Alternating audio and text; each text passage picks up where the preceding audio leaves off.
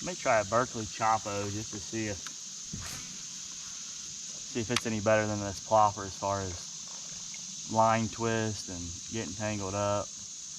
I mean, they're dang near the same lure, but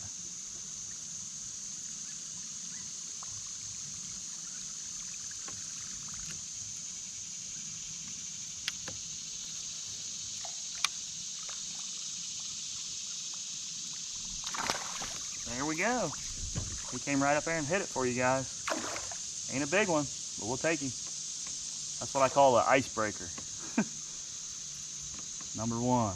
He's gonna be a measurable fish. He's probably 13 inches. Imagine that, huh? Coming out of this stretch of river. Oh, he's pretty.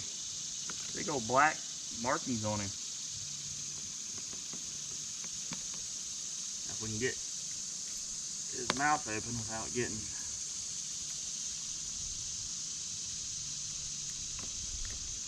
treble hooks in us here.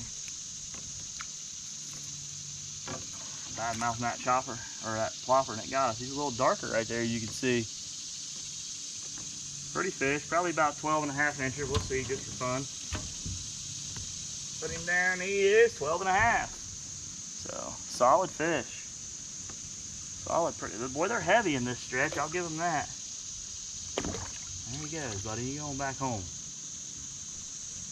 Right up there where he was, right in that big old boulder. So we'll mark one up for the whopper plopper.